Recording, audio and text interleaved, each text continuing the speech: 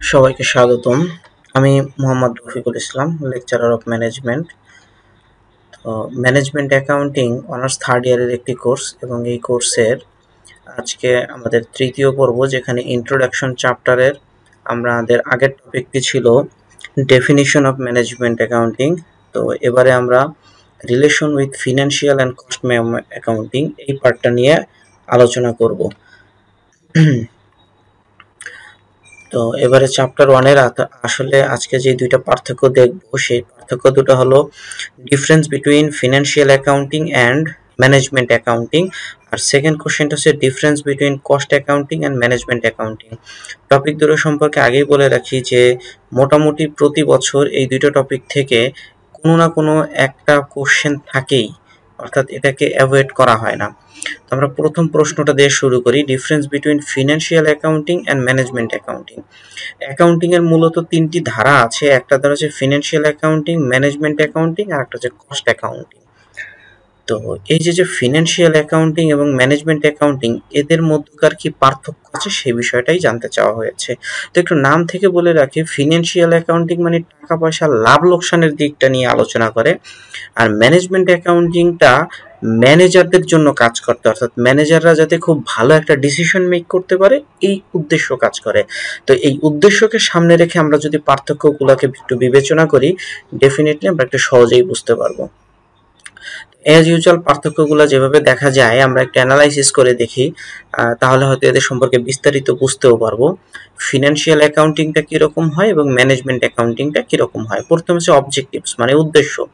The main objectives of financial accounting are to disclose the end results of the business. End result মানে ব্যবসার একটা চূড়ান্ত ফলাফল দিবে। ডিসক্লোজ মানে তারা তৈরি করে সবার সামনে উপস্থাপন করবে।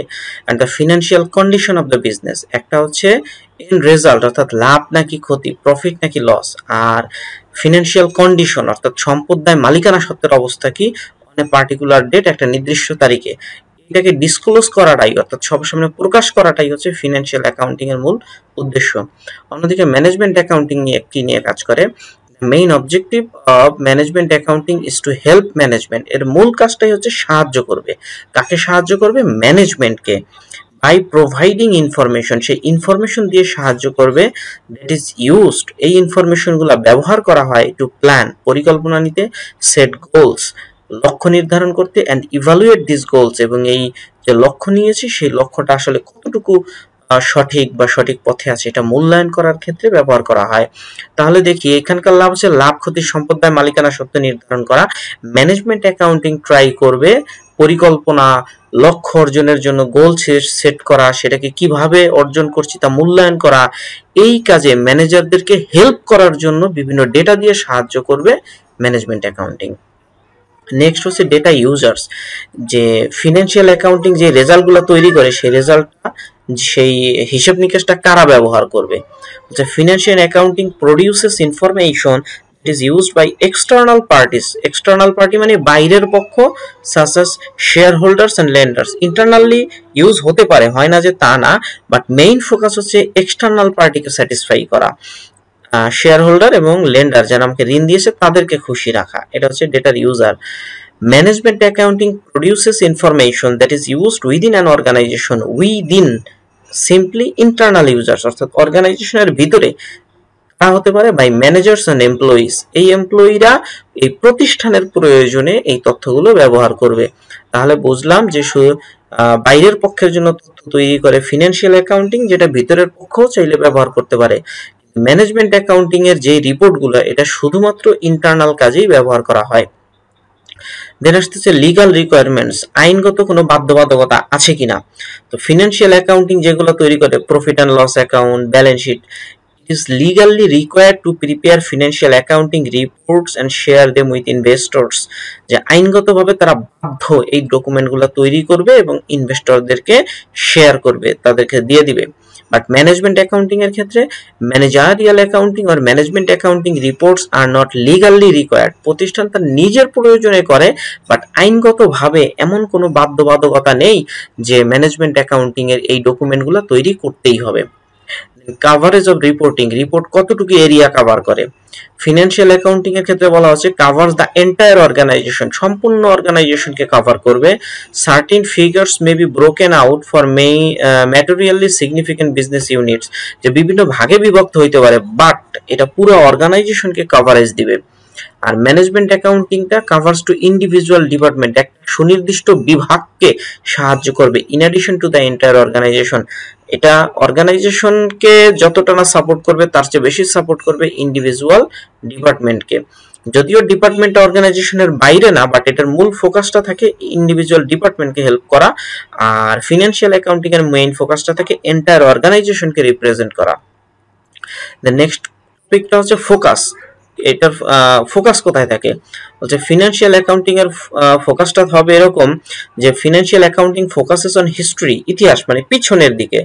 Reports on the period, quarter or year, অর্থাৎ গত 1 জানুয়ারি থেকে 31শে ডিসেম্বরের মধ্যে আমি লাভ ক্ষতি হিসাব করতেছি, আর এটা ব্যাকওয়ার্ড ওরিয়েন্টেড, পিছনের হিসাব নিকাশ করতেছি বছর শেষে।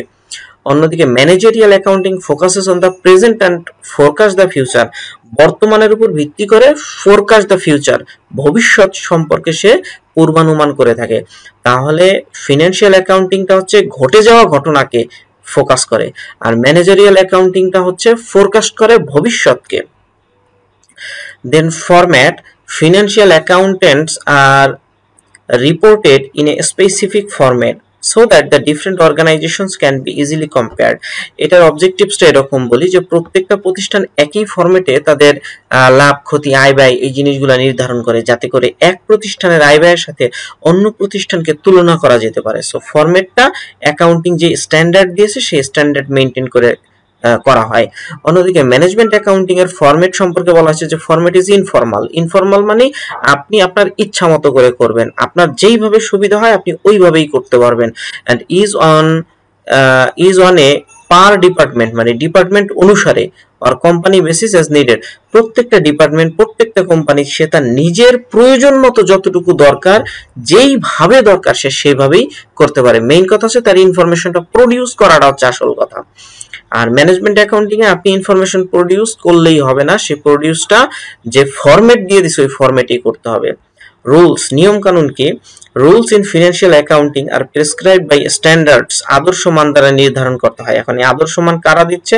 Such as GAAP. গ্যাপ মানে generally accepted accounting principles, fixed, অথবা IFRS, এইটাও financial reporting standards, international financial reporting standards এর কর্তৃক ফিক্সড করা থাকে। There are legal requirements for companies to follow this financial rules. এই নিয়ম কানুনগুলো ফলো করা একদম আইনগতভাবে বাধ্য, তারা এইভাবেই করতে হবে, অর্থাৎ গ্যাপ অথবা IFRS অনুসারে তাদের এই ডকুমেন্টগুলো প্রডিউস করতেই হবে। Managerial accounting reports are only used internally, প্রতিষ্ঠানের ভিতরে ব্যবহার করা হয় within the organisation, so they are not subject to the legal requirements. তাদের ক্ষেত্রে আর আইনগত কোনো বাধ্যবাধকতা বা রুলস রেগুলেশনস এর কোনো বাড়াবাড়ি নাই। এটা সম্ভবত খুব লাস্ট ডিফারেন্স। প্রেসিশন মানে কতটুকু নিখুঁত হতে হবে। ফিনান্সিয়াল অ্যাকাউন্টিং এর ব্যাপারে বলেছে it is necessary to record transactions with perfect accuracy and precision. Perfect accuracy, accuracy মানে একদম যেরকম দরকার ওই রকমই, এবং প্রেসিশন মানে খুবই সূক্ষ্ম এবং নিখুঁত, পয়েন্ট টু পয়েন্ট হিসাব নিকাশ করা হবে। অন্যদিকে ম্যানেজমেন্ট অ্যাকাউন্টিং এর হচ্ছে ইন্টারনাল ইউজাররা ব্যবহার করে, so internal users give less emphasis on precision. একদম নিখুঁত হিসাব নিকাশের উপর জোর কম দিয়ে তারা বরঞ্চ এটা দ্বারা কি বোঝায় মিনিং এর উপর গুরুত্ব দেয় বেশি। আর কি ধরনের ইনফরমেশন প্রডিউস হয়? ফিনান্সিয়াল অ্যাকাউন্টিং হচ্ছে মানিটারি, টাকা পয়সা, ভেরিফাইয়েবল ইনফরমেশন, যেটা অন্য কোথা থেকে ভেরিফাইও করা যায়। আর ম্যানেজমেন্ট অ্যাকাউন্টিং মানিটারি, টাকা পয়সা নিয়ে ইনফরমেশন প্রডিউস করে, and company goal driven information, company কি লক্ষ্যে পৌঁছাতে চায় সেই রিলেটেড ইনফরমেশন গুলো প্রডিউস করে দিবে। সো এই হলো differences between financial accounting and management accounting. সময় নষ্ট না করে এবারে আমরা দ্বিতীয় টপিকে চলে যাব, difference between cost accounting and management accounting. So management accounting সম্পর্কে আমাদের অলরেডি পার্থক্যটাতে ধারণা হয়ে গেছে, এবার কস্ট অ্যাকাউন্টিং এর সাথে কি সম্পর্ক থাকতে পারে সেই বিষয়টা আমরা একটু দেখে নেই। তো প্রথমে আমরা একটু মিনিংটা দেখে নেই। কস্ট অ্যাকাউন্টিং সম্পর্কে বলতেছে the recording, classifying and summarising of cost data of an organisation is known as cost accounting। অর্থাৎ কস্ট অ্যাকাউন্টিং হচ্ছে খরচ রিলেটেড ডেটাকে রেকর্ড করবে, ক্লাসিফাই শ্রেণী বিভাগ করবে, সামারাইজ সংক্ষেপ করে নিয়ে আসবে cost related data of an organisation.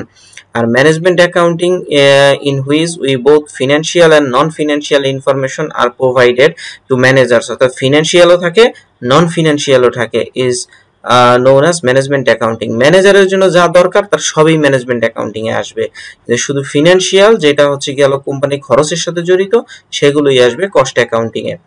Information type যদি হিসেব করি, এখানে শুধু কোয়ান্টিটেটিভ, কোয়ান্টিটি মানে পরিমাণ, শুধু সংখ্যায় প্রকাশ করা যাবে। ম্যানেজমেন্ট অ্যাকাউন্টিং যে ডিসিশন দেয় যে কাজটি ভালো গ্রহণ করা উচিত হবে নাকি উচিত হবে না, এই কথাগুলো কিন্তু কোয়ালিটেটিভ। সো এখানে কোয়ান্টিটেটিভ তথ্যও থাকে, কোয়ালিটেটিভ তথ্যও থাকে। Financial cost accounting and management accounting. Cost accounting এর অবজেক্টিভস যে ascertainment of the cost of production, আমরা যে পণ্যের উৎপাদন ব্যয় নির্ণয় করি, উৎপাদনের বিভিন্ন ব্যয়গুলো নির্ধারণ করাটা হচ্ছে কস্ট অ্যাকাউন্টিং এর উদ্দেশ্য। আর ম্যানেজমেন্ট অ্যাকাউন্টিং এর কাজ হচ্ছে প্রোভাইড করবে information to managers to set goals and forecast strategies, লক্ষ্য নির্ধারণ করবে এবং ভবিষ্যতে স্ট্র্যাটেজি নির্ধারণ করার জন্য আমাদের ম্যানেজমেন্ট অ্যাকাউন্টিং হেল্প করবে। স্কোপ, এটার এরিয়াটা কতটুকু হবে? The scope of cost accounting is limited to cost data, খরচের ডেটা পর্যন্তই তার সীমাবদ্ধতা। Management accounting has a wider area of operation like tax, budgeting, planning, forecasting, analysis. অর্থাৎ হচ্ছে অনেক বড় একটা এরিয়া নিয়ে কাজ করে। উদাহরণগুলো কিন্তু দিয়ে দেওয়া হয়েছে যে ম্যানেজমেন্ট অ্যাকাউন্টিংটা tax related, budgeting, planning, forecasting, analysis এই সব ক্ষেত্রে ম্যানেজারদেরকে হেল্প করবে। নেক্সট পার্থক্যটা হচ্ছে স্পেসিফিক প্রসিডিউর আছে কিনা। হ্যাঁ, কস্ট অ্যাকাউন্টিং এর ক্ষেত্রে স্পেসিফিক প্রসিডিউর আছে, বাট ম্যানেজমেন্ট অ্যাকাউন্টিং যেহেতু ইন্টারনাল, সো এই ক্ষেত্রে কোনো স্পেসিফিক প্রসিডিউর নেই। রেকর্ডিং, কি কি রেকর্ড করতে হয়? কস্ট অ্যাকাউন্টিং এ যে record past and present data, অতীতের তথ্য এবং বর্তমানের তথ্য রেকর্ড করে। আর ম্যানেজমেন্ট অ্যাকাউন্টিং বলতেছে it gives more stress on the analysis of future projections, ভবিষ্যৎ সম্পর্কে ধারণা করা এবং তার অ্যানালাইসিস বা বিশ্লেষণের উপরেই সবচেয়ে বেশি গুরুত্ব দেওয়া হয়। প্ল্যানিং, পরিকল্পনার অংশ কতটুকু থাকে? কস্ট অ্যাকাউন্টিং হচ্ছে শর্ট রেঞ্জ প্ল্যানিং, খুব অল্প সময় কেন্দ্র করে প্ল্যানিং করা হয়। আর ম্যানেজমেন্ট অ্যাকাউন্টিং এ শর্ট রেঞ্জ ডিসিশনও থাকে, আবার লং রেঞ্জ ওরিয়েন্টেড ডিসিশনও থাকে। ইন্টারডিপেন্ডেন্সি, নির্ভরশীলতা, কস্ট অ্যাকাউন্টিং সম্পর্কে বলা আছে can be installed without management accounting. অর্থাৎ আমাদের যে ম্যানেজমেন্ট অ্যাকাউন্টিং আছে, ম্যানেজমেন্ট অ্যাকাউন্টিং এর সাহায্য ছাড়াই কস্ট অ্যাকাউন্টিং প্রতিষ্ঠানে থাকতে পারে।